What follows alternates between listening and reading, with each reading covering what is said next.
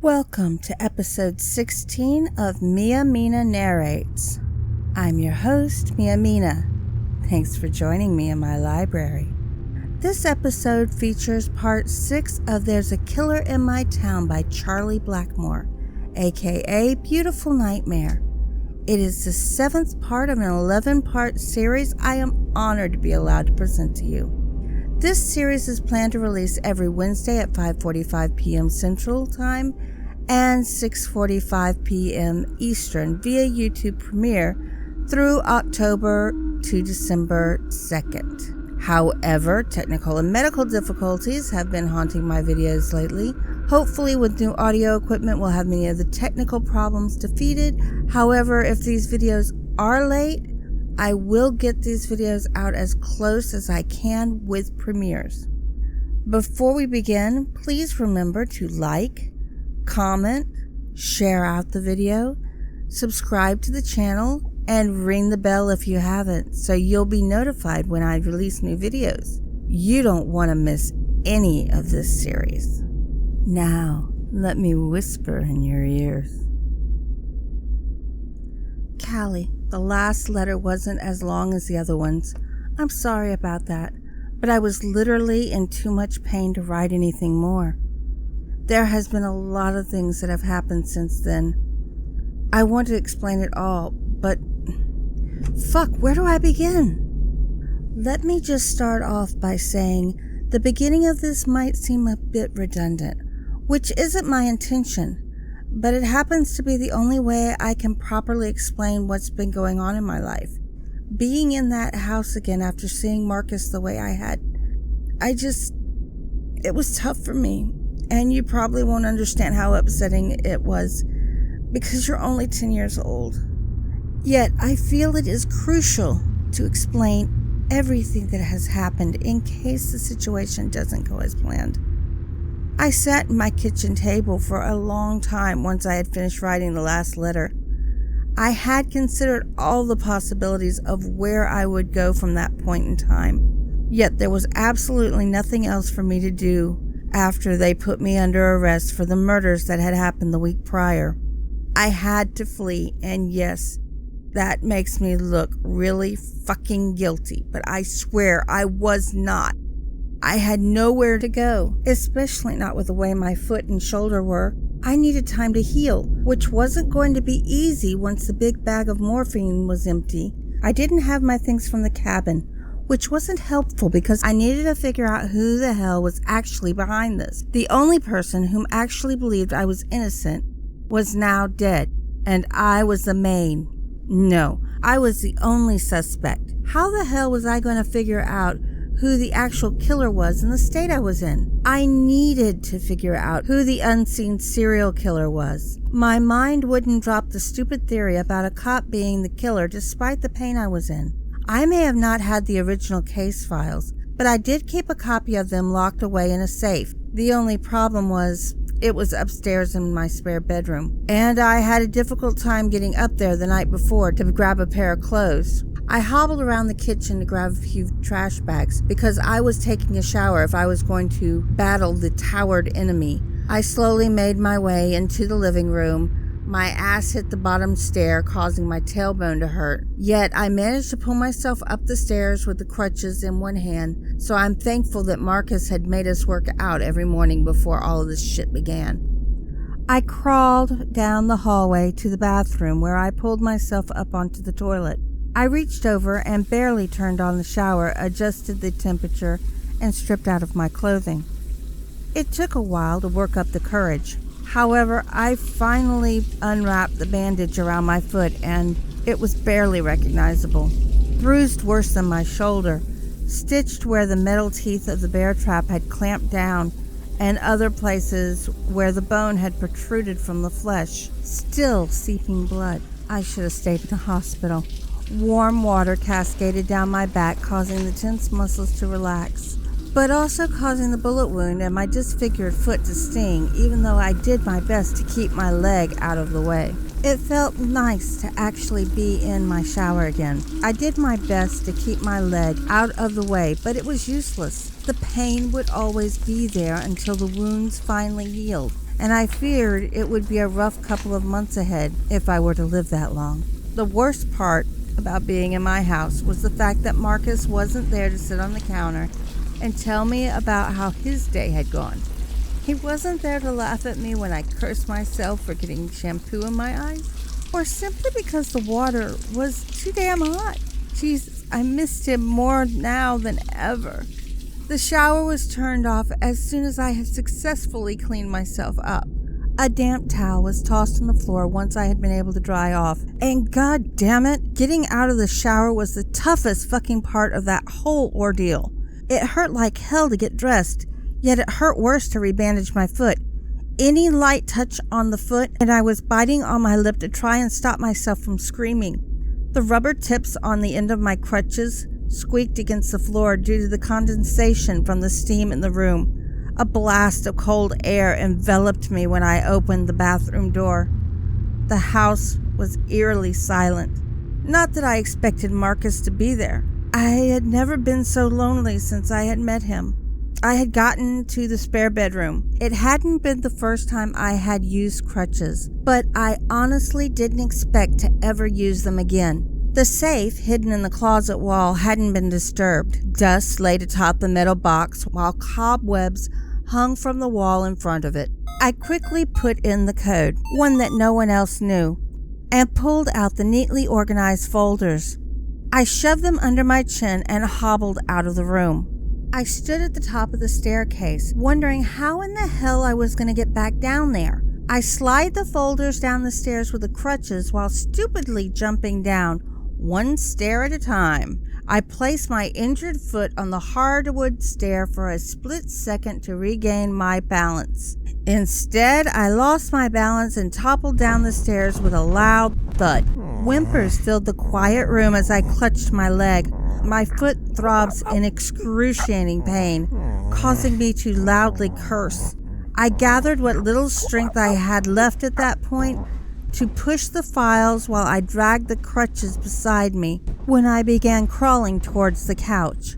I pulled myself onto the plush piece of furniture and used the extra pillows to prop my leg up. My eyelids grew heavier, and soon after that my world faded to darkness. I woke to the sound of something banging around in the kitchen. I immediately sat upright on the couch, grabbed my crutches, and held them in a defensive way in case the killer was there.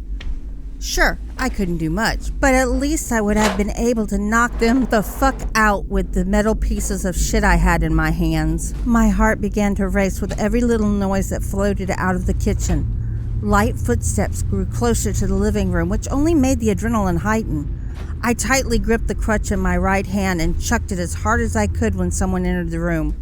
The metal collided with the wall, which caused the person to drop what they had and stare at me with a confused expression on their face. I was really fucking worried about him being there, because that probably meant the other one was not far behind. "Dude!" Dimitri exclaimed. "What the hell are you doing here?" I grumbled. "I had a bit of medical training from when I was a paramedic. You aren't going to heal properly on your own. Did you really throw a crutch at me?" "That doesn't explain what you're doing here, and yes, I did. Clearly, I'm here to help you." He looked away. "Also, we found another body last night. And you think I did it, so you're here to put me under arrest once again. There's no way in hell you did it, given the condition you're in. You told me not to trust Luke last night in the hospital, and well, I think you're right. I think he's trying to frame you." "No shit," I scoffed. "All we need to do is find proof. What did you think Callahan and I were trying to figure out before he was murdered?" "Listen, I don't know what happened in the cabin, but I do know that you wouldn't have killed Callahan. The only person I have killed was that guy that Tanya and I shot the night she went missing. I was there when that punk stabbed her. I literally held her in my arms as she died. I may have been knocked out shortly after that, but her body was gone when I came to, just like every other body I saw in the factory that night. I am not crazy." "Whoa, I didn't say you're crazy, Dean. I really think you're right about this entire situation. It doesn't matter now, Dimitri. My things from the cabin are gone, so what's the point in trying to solve something when I'm stuck in my house like this?" I stole some medical supplies from the hospital, including pain medication, so we'll get you healed in no time. As for your stuff, I took them from the evidence locker. Everything's in the kitchen. Why are you helping me? I suspiciously questioned. The son of a bitch killed 2 people while I was with them. Call this a personal vendetta or whatever, but we're going to catch the fucker no matter how long it takes. There's no way I can help you right now, Jenkins. I'm just too tired. Come on. You're the smartest person I know, which is why I need help clearing your name. This shit was handed down to you by Callahan. Don't you want justice for Ethan? For Marcus? Of course I want justice for Marcus. I raised my voice. Dimitri had some nerve to mention my late husband in the house where he died. I know it's his way of trying to motivate me to help him out, but it's only pissing me off. It had only been a few weeks since Marcus had passed away, and the situation had been so fucked up I wasn't able to give him a proper burial. Then help me. Fine. I'll help, but I need you to do one thing for me first. Okay? Hand me the crutch. I reached out my hand. Dimitri tried to hold back a laugh as he bent down to retrieve the metal piece of crap I had thrown at him. I knew he was trying to shed some light on the morbid situation we were in, but it was honestly making everything worse. He walked over to the couch and handed me the crutch, with a weird expression plastered on his face. I unsteadily maneuvered through the living room and leaned against the counter once I made it into the kitchen. Dimitri had already spread the case files across the kitchen table, which would make this go by quicker, considering I now had a fresh pair of eyes to help me sort through this shit again. Callahan and I had similar ideas on evidence that I had already found, even if he didn't say it. We didn't always disagree on things. I sat down at the table while Dimitri pulled up a chair beside me. First off, I need to know what you and Callahan talked about. It's the only way we're going to figure this out, Dimitri sternly said. My theory, as we already know, is that the killer is a police officer. Callahan and I ruled ourselves out as being responsible because neither one of us had a motive. We thought back to the things that didn't make a whole lot of sense about the murders of our officers, which was where we came to 2 new suspects. All right, so who were your suspects? Your statement about what happened when Phillips and Curtis were both killed bothered Callahan. Something about it didn't sit right with him, so you were suspect number 1. But if we consider the fact that you were completely knocked out and had a mark on your forehead to prove it, then our next suspect was Luke. Like I told Callahan, Luke wanted the job of sheriff since the day we graduated the academy. Ethan was his uncle, so it only makes sense that he didn't enter the election. Whereas I entered it for a laugh. I wasn't gonna win it, not by a long shot. Luke could have easily been jealous of my relationship with Ethan, which in my opinion gives him a motive, I explained. Let's say Luke is the killer. What was the motive behind killing your husband or sister-in-law? Wouldn't you kill the people closest to the person you were trying to frame? It's not unusual for a domestic dispute to turn south. Marcus and I never had that problem, but you see where I'm going with this. All right, so Luke has several motives, but what about everyone else? What's the reason? Seriously, I looked at him. Get this. I figure he already had been on the edge about the election of the new sheriff. It must have really made him angry, so splitting from Christine must have triggered a deeper rage in him, leading to a well-thought-out plan to eliminate my competition, which would automatically make me a suspect. Need I say more? Jeez. I didn't even consider that possibility. He shook his head. Theoretically speaking, killing Marcus would make you the main suspect, because no one actually knows what goes on behind closed doors. Knocking me out while he was supposed to be getting ready for the night shift gave him the opportunity to take out 2 more people in the election again, making you look like the guilty party. It makes sense. It's a small town. We all know each other, which means that framing anyone would be easy as hell. But what about the cabin? How would he have had time to get there, kill Callahan, plant evidence on you, and be back at the scene with me? You should have stayed a paramedic, Jenkins. This is the only explanation I have for what happened at the cabin. Callahan specifically had the dispatcher contact your radio. It was his way of seeing if our theory was right. If you showed up at the cabin with Luke, then we knew that the 2 of you were in cahoots. But if you showed up alone, then we knew that you were an innocent bystander of Luke's chaotic scheme. I swear to God, I don't remember what happened after my foot was caught in the bear trap, but I know that I was chasing someone after Callahan was shot. Now that you mention it, he did show up to the cabin not even 5 minutes after I did. I was the one that found you slumped over the table and bleeding to death. Luke was the one who called for the paramedics and every available officer nearby. We were supposed to be on patrol together, but he said we'd have a better chance of finding the killer and you if we all drove separately. That alone makes him the sole suspect in this case. Here is what I don't understand, though. The killer was able to cut open the victims with the kind of precision a surgeon would have. And Luke doesn't have any sort of medical training as far as I know of. Actually, Luke spent 2.5 years in medical school before Ethan convinced him becoming a police officer would better suit him. There we go. That's how he was able to remove each organ as neatly as he did. But what was the point of keeping the livers? What about the specific organ makes him want to keep them as trophies? I wondered aloud. I really wish my mind hadn't went to this, but what if he's taking the livers to eat? Are you seriously suggesting Lucas is a cannibal? I know the dude's a creep, but cannibalism? Have you seen the shit he brought to work for his... I trailed off. My stomach violently churned at the sudden flashes of food that popped into my mind. The lunches he would bring to work made the whole precinct smell like garbage, and it always looked disgusting. I think I'm gonna be sick.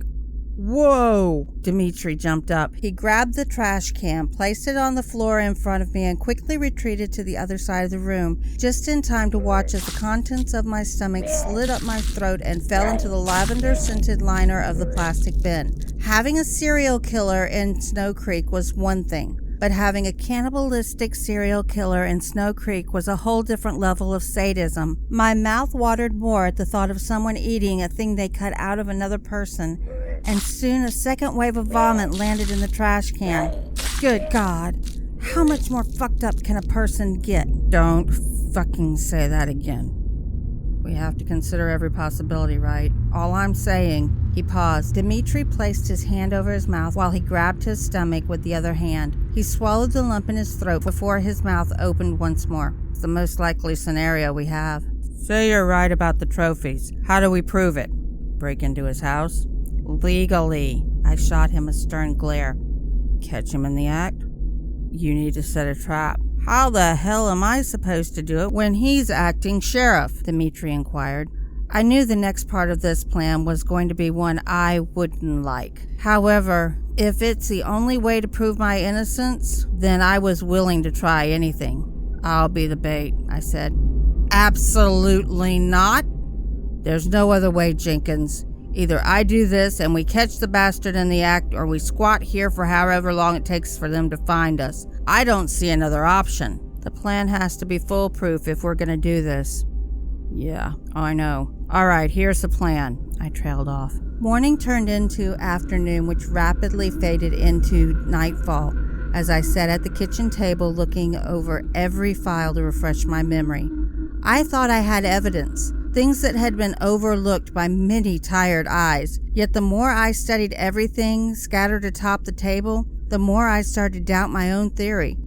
I really didn't think that I had anything now that I thought about it. Then again, I was high on painkillers at the time, so what the hell did I know? Jenkins was right. I might have been a pretty smart guy, but the person behind all of these heinous crimes was forensically sophisticated, stealthy, and, well, a criminal genius. They were far more intelligent than I was. Our plan was set into motion the minute Dimitri left my house to get back to work.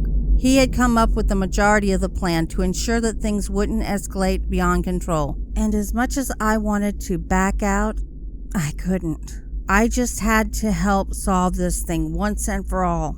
I looked at the clock hanging above the kitchen sink to see it's 11 o'clock. I nervously hobbled out of the house and hopped down the stairs, which I had to admit was harder than expected. Again, painkillers. The crutches hit the sidewalk with a metallic clink as I made my way down the cement path of the eerily silent neighborhood. A few dogs howl here and there. Snow falls from the oddly colored sky, and one car drove past me, which would have caused me to be on high alert if my anxiety had not already hit maximum level. I'm not exactly sure what time I arrived at the alley that Ethan had been killed in. Maybe 30 minutes or more, but I now stood in the very spot his body had been found. I'd had nightmares about this for weeks. My subconscious working hard to figure out how my partner had been caught off guard, trying to figure out what in the hell he was doing there in the first place. I stare at the ground. My thoughts were running through my mind like a wildfire spreading throughout a forest, destroying everything in its path. I lean against the nearest dumpster when the world around me began to spin. Everything was so blurry and my eyelids were so heavy. I fought the abrupt tiredness for as long as I could, yet it wasn't enough. I sank to the ground and let the darkness consume me. The figure stepped into the sliver of light that beamed from the distant lamppost. As he approached the crutches, he paused and bent down to inspect the curious sight, allowing me to sneak up behind him. I reached out and tightly gripped his shoulder as the blade glided across the soft skin of his throat. He reached up to hold his neck and pull away as best he could, but the life quickly drained from him and onto the newly fallen snow, staining the innocent white a fatal shade of crimson. He stumbled forward, leaving a trail of blood in his wake. The emotion and satisfaction that washed over me was nothing short of indescribable, but it wasn't enough. I needed more. I craved more. He fell to his knees, then slowly collapsed into a small snowdrift. I could feel my adrenaline pumping through my veins, the sheer excitement that forced my heart to begin racing as slowly I approached him and knelt beside him. The snow was cold as my knees pressed into it, but I didn't care. There were more important things at work here. My fingers anxiously fumbled with the zipper of his coat as I unzipped it. I pierced him with my knife, tearing at his shirt as much as his flesh.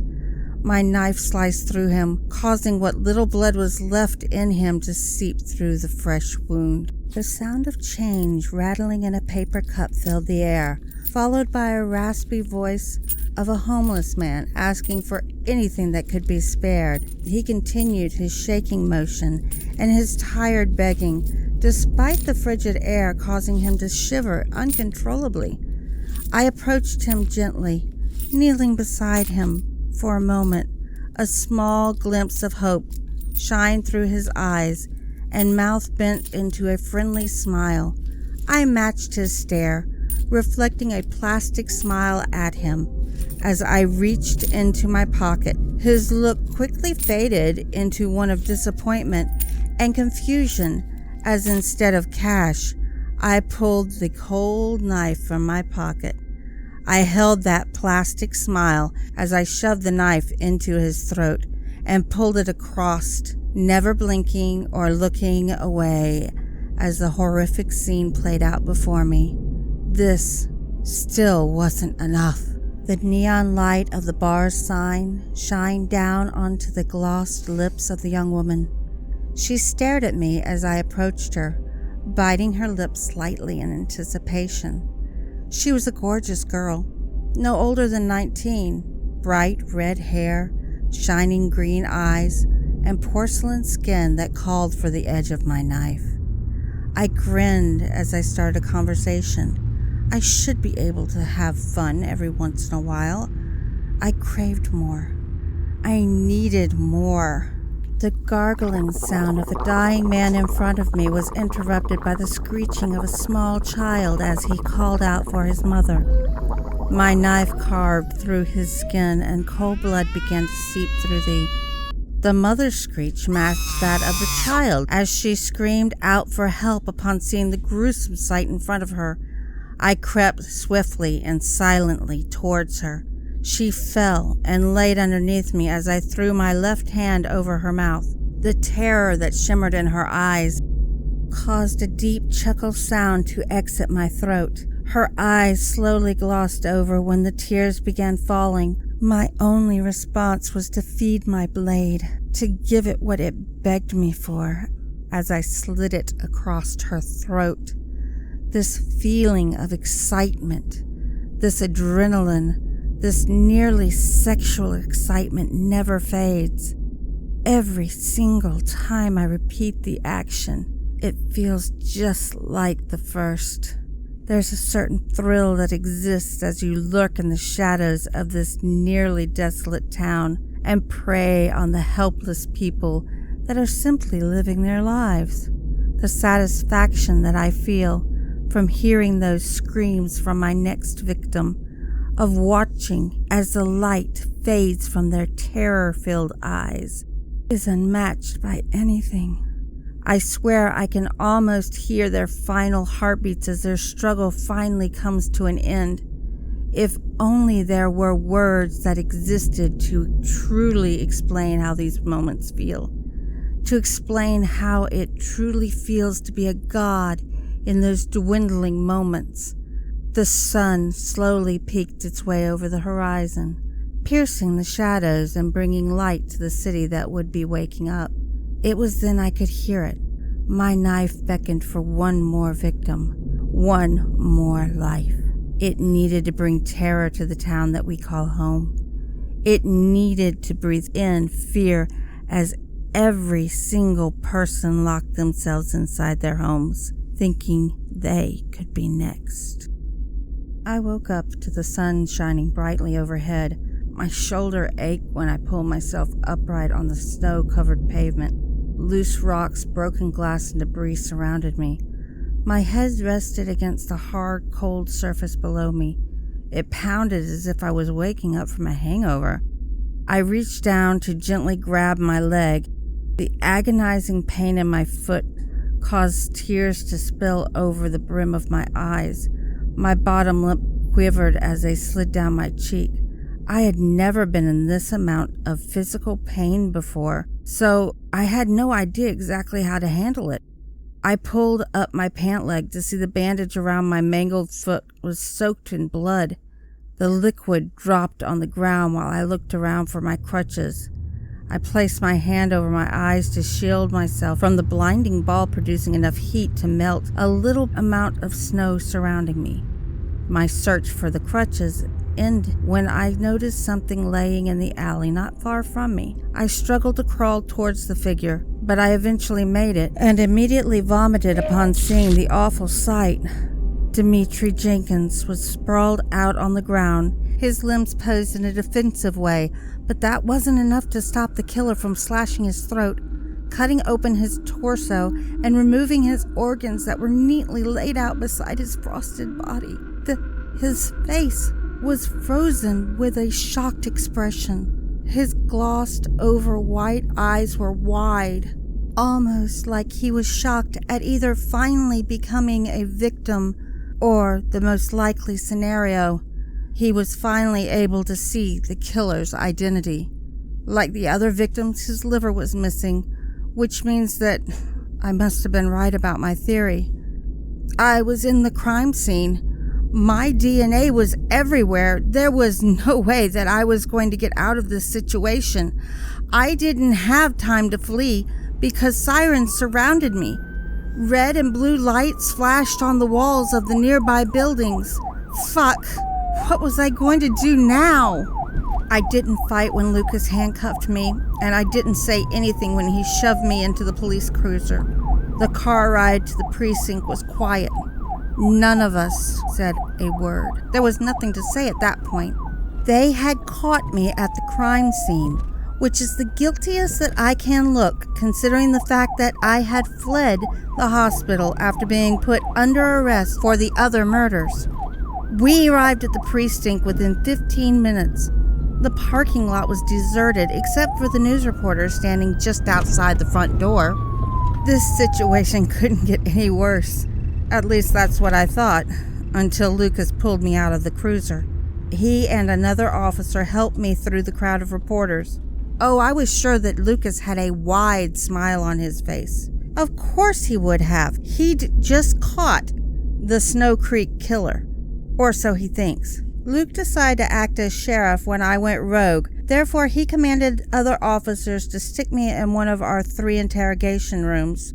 I spent 3 hours in that room with my head laid atop the metal table, my hands shackled to the table so they could monitor my every movement, if there were any. Those 3 hours felt like an eternity in the silence of the interrogation room. I had nothing but silence and time to fill the recesses of my mind as I sat there. The cold steel of the table that I was chained to was starting to almost feel comfortable against my face. I felt my eyelids starting to get heavy. I was exhausted, hungry, dehydrated, and teetering on what felt like insanity. I know what Marcus would have said if he had been here. He would have told me that I would have needed to take a self-care day and stay in bed. He would have hounded me to stay home, and knowing him, he would have made plans to take the day off and sit around watching shitty horror movies on TV with me. I could feel the smile starting to drift across my face as I thought of him, my eyes slowly falling to shut. As soon as they closed, my mind went black and I drifted to sleep. For the first time in what felt like forever, there were no dreams ready to haunt me. It was just empty darkness. Those few moments were the only real rest I'd had in a long time. I say a few moments because that's all it was before Luke decided to interrupt it. After making me wait as long as he had the audacity to shove his way in as soon as I drifted off. Depriving the suspect of sleep is a tactic as old as time. I knew what he was going for. I sat up and watched him enter the room with another officer. Well, good morning, sunshine. Luke held a slight grin on his face as he saw me. He stepped in the room, then paused and turned and looked at the other officer. You know what, Cameron? I think I can handle this one alone. Why don't you take a lunch? The barbecue joint down the way is 20% off today. He patted the other officer on the shoulder and pushed him out the door, then shut it, leaving the 2 of us alone in the dimly lit room. The door clicked shut, and he hung his head as he turned to me, sighing heavily. Dean. He stepped toward the table and slapped the folder down. Dean. You're wasting your time. I kept my tone subtle and calm. I had to convince him I wasn't rattled by the fact he'd caught me. He pulled a chair out from the other side of the table, the metal feet scraping against the concrete floor. Says the man in cuffs. Excuse me if I don't quite believe you yet. He grinned at me as he sat down and grabbed the folder. He opened it, but made sure to block me from seeing what was in it. All right, let's start with a softball. Why did you kill Dimitri? What led you to murdering Officer Jenkins? I didn't kill Dimitri. I shook my head. I don't know what happened to him, but I didn't do it. I found you in the alleyway with Officer Jenkins's corpse, and you're gonna tell me that you had nothing to do with it? Yes. I stared him straight in the eye. I'm not the killer, Luke. All right, Dean. He nodded and leaned back in his seat. I personally think that's bullshit, but let's talk about what happened. I honestly don't know. Well, Dean, if you can't give me anything, then I'm just going to file charges and throw your ass in a cell until your hearing. He kept his malicious grin plastered on his face. What sickened me the most was the fact that he looked fine. He was mostly clean-shaven. His eyes were bright. He clearly had not lost any sleep over what had happened. It hadn't been taking over his life like it had mine. The courts are a bit backed up, so I'd say you'd get your trial before the end of next year. Luke, I didn't do it. The only way this was going to work was if I gave him what he wanted. Look, the last thing I remember is feeling dizzy and sitting down to collect myself. Then I guess I fell asleep. You expect me to believe that you just happened to fall asleep in an alleyway where Dimitri was murdered? He chuckled. The same alleyway where Ethan was murdered. You seriously expect me to believe you? No, I don't expect you to believe me, but I'm telling the truth. That's good, because I don't believe you. He sat staring at me, plotting his next question. After a few moments, he tilted his head in a curious manner. Why were you even in the alleyway, Dean? There's nothing there but a few dumpsters and a few wayward rats.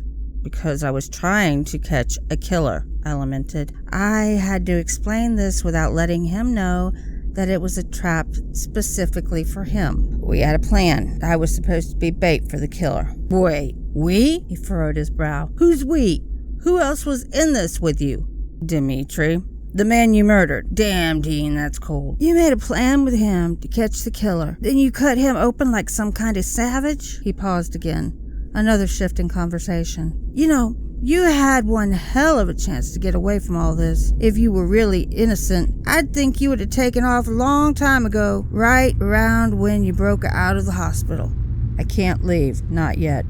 Why not? Luke leaned forward in an aggressive stance. What in God's name is keeping you in this town? I need to catch this son of a bitch. I shifted my eyes to the table. Luke, there is a murderer out there that is terrorizing this town. Every second you waste in here, he's out there and probably planning his next murder. Are you sure? He smirked. Because you're in cuffs. I had this feeling the only thing you're going to be plotting is how not to get shanked when we put you away for life.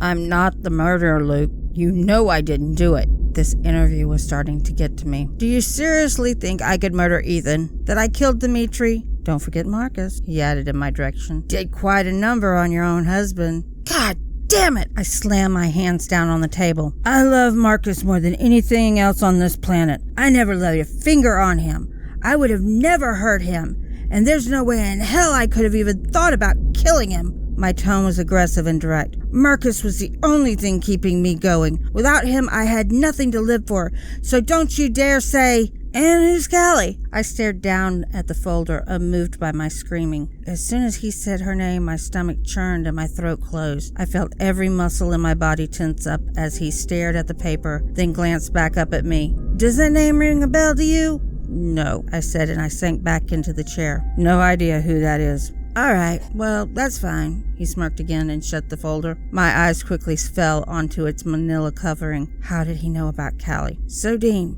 I have to tell you this is not looking good for you. You were near Ethan when he was killed. You were found unconscious by Dimitri when he was killed. And one of your victims, your husband, was a bit too close to home for me.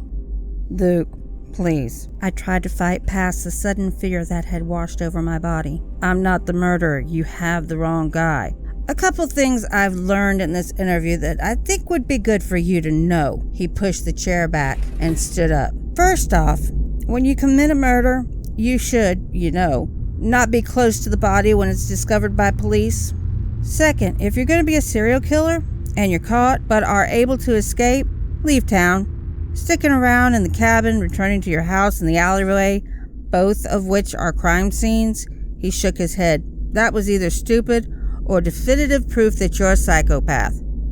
I didn't respond to this comment. It wasn't going to matter what I said. Thirdly, and lastly, you're a terrible liar. If you're trying to convince someone of something, you have to stand your ground and have a backbone, my friend. He laughed slightly again. Or alternatively, you could just be honest. I guess that's also an option. He nodded at me once more and turned to leave. Cameron should be back by now. I'll have him come and get you and take you to your new bedroom. You have a nice day, Dean. He grabbed the handle and pulled the door open, leaving with less than a glance back in my direction. As soon as the door was shut, I glanced down at the folder that Luke had left on the table. He clearly did so with intent. I moved my hands as best as I could to finger on the edge of the folder. The top label simply said, Dean, murderer. I flipped it open to see what was in it. Inside the folder, there were 6 sheets of blank paper and a sticky note with the phrase, I win, written on it. I stared at it and the blank pages for a moment before tossing it back on the table. This was one last slap in the face by Luke. One last burn into my flesh that he had me, and he was going to go all the way with prosecuting me. He managed to get me to break. He managed to get me to tell him about the plan with Dimitri and implicate myself by saying I was at the scene and knew that he would be there. And he got me to confirm that Callie existed. The truth is, he most likely had nothing on me, but I handed him more than he could have ever wanted. Cameron returned to the interrogation room not 5 minutes after that arrogant douche Luke left. Cameron was one of the newer and nicer guys in the department. but he didn't seem too thrilled about being the one that had to drag me from the room down to the small, narrow hallway and forcefully push me into an empty cell. My plea for innocence wasn't going to make a damn difference now that I had allowed myself to break. I knew that I should have stayed in the hospital after the accident. Things might have turned out a little bit better for me, but I also knew the risks of staying in town. Luke probably would have gotten the information from me either way, so what the fuck did it matter? They obviously thought I was guilty, which again, I wasn't. The cell was frigid. The metal bench would suffice for the night if I was actually able to sleep. Yet, it didn't seem likely given the amount of pain I was in. I lay down and made myself as comfortable as possible and drifted into another dreamless slumber.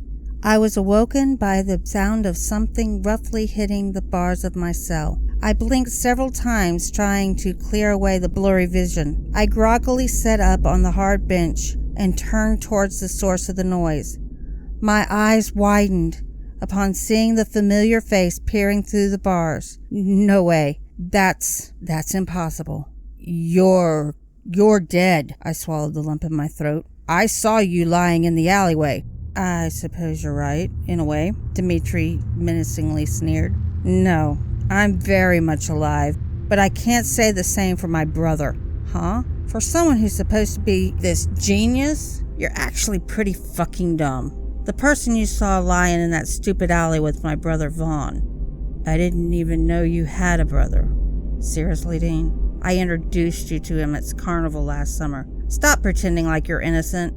I am innocent, I angrily shouted. You know that better than anyone. Actually, I know better than anyone that you're a fucking psychopath who's going to rot in prison for the rest of your life. You knew exactly what you were doing when you slaughtered my brother, just like the rest of your victims. But the sickest part, he paused to contemplate his next words carefully. The sickest part is that Marcus, your own husband, died by your hands.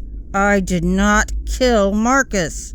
I sincerely hope they decide to give you the death penalty. It's what you deserve. Loose pieces of paper fluttered into the cell when Dmitri angrily tossed them at me. A couple of pencils landed on the floor, which I had no problem retrieving in less than 30 seconds. The fact that everyone automatically assumed that I had been the one whom was twisted enough to commit all those gruesome acts of violence disturbed me almost as much as the dark nightmares I was having in the span of weeks. My life had literally been turned upside down in a matter of 1 month, and I had no one left. No one was left to help clear my name and prove that I am not the person they thought I was. The fucked up part about all of it was, I'd remember killing someone, let alone half a dozen people if I was a serial killer, right? I honestly wish I could say you will hear from me again, my dearest. Alas, I'm afraid that I'm not entirely sure what will happen to me. I'm not sure if I will ever be able to write to you again. I don't have all the answers. No one does, yet I do hope that you grow up and remember me the way I was before all of this shit happened. The only certain thing I can say at this particular moment is that I love you literally more than you'll ever know. Until next time, hopefully. Dean. Thank you for listening to part 6 of There's a Killer in My Town by Beautiful Nightmare, aka Charlie Blackmoore. For this reading, I'm using the paperback version of the book published on the 20th of July, 2020. If you want to get your own, there's a link in the description. While there, you can also get her just published book of short stories. I'll have the link for you to choose paperback or Kindle version in the description. You can follow her on Amazon or follow her on one of her Twitter accounts. Both are linked in the description as well. So Dean is in jail now. He seems to have given up, though he still proclaims his innocence. You've seen his progression. How do you feel about his arrest? Do you believe he's actually the killer? What about the note in the folder from Luke? What is it? Do you think he's being set up? If so, do you have an idea who the murderer is? Do you have any guesses? I'm not giving any spoilers. If you have read the book, please do the same. Please let me know what you think in the comments. While you're down there, Please give the video a like and share it out. If you aren't subscribed, consider subscribing and ring the bell so you won't miss the next part. I want to say thank you to all of you who have subscribed. I appreciate your faith in me and enjoyment of my content. Thank you to everyone who has been so welcoming, supportive, and helpful. I couldn't do this without you. I want to give you the best quality content I can. Until we meet again, have a wonderful day or night, and be safe.